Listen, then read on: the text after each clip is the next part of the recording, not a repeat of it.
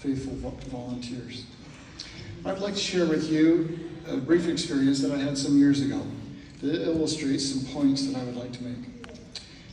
It was back in about the year 2009, early in the days of the Obama administration. I was in Washington, D.C. representing America's wheat growers. One morning, I was asked to attend a meeting with a newly appointed official in the Federal Transportation Department. I was told that this new Obama appointee wanted to implement new and far-reaching regulations affecting farmers and ranchers. As I arrived at the meeting spot, I was met by representatives of about half a dozen other farm organizations, including the Farm Bureau and other groups. They were all professional lobbyist types, and they said, "Wayne, you're the only farmer leader here, so we want you to be the point guy, the spokesman." Okay. Well, we were soon seated at a large table, and I was seated in the middle, flanked by the others. I remember when the new official walked in, a lady about 35 to 40 years. She seemed kind of impressed with herself. At her side was a great big guy who looked like he just worked as an NFL linebacker. Big dude, filled out his black pinstripe suit fully, not very friendly. They sat down across the table from me, and several transportation department staffers followed them into the room and took seats behind them along the wall. I noticed one fellow who looked like he'd been there since the Bush years or maybe the Reagan years. He was not happy to be there. He sat behind the lady. After introductions, the lady proceeded to tell us that they were going to implement a new program across the country. Every farm truck, including pickup trucks, would have to be federally inspected and certified for safety. Instead of relying on local and state governments to deal with safety, it would be a federal program. She felt that she had the power to institute the program, and we were just there as a courtesy. As she finished, I looked at her and simply said, "Why? Why do you want to do this?" She misread me. She said, "Oh, don't be intimidated." I responded, "Ma'am, where I come from, if a farmer says, 'I wouldn't do that if I were you,' you should probably pay attention."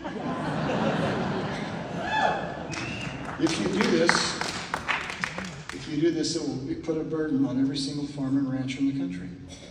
Every farmer has 2 senators, and those senators will come down on you like a ton of bricks. "Ma'am, I wouldn't do this if I were you." The lifetime staffer sitting behind her looked up at me and smiled. The planned regulations died that day in that room without yelling, threatening, lawsuits, or anything else. Actually, as we left the room, we were thanked for our assistance. And frankly, we saved her job. None of us like to be told what to do. Our divinely inspired Constitution reflects our natural desire and need for freedom with a limited government that is accountable to us. We are blessed with a government that ultimately is to answer to us. Thank goodness that I had 2 senators that I knew would listen to my concerns as a farm representative and as a citizen. Our party should be the same. If you elect me as your first vice chairman, I will be there to listen and to serve you while standing up for freedom. That has been my goal and desire in the many years of service at various responsibilities in the party. In closing, I feel that I should just touch on another point.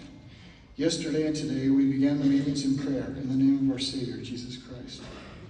We read in 1 Corinthians 13 that the pure love of Christ for those who would follow him is charity.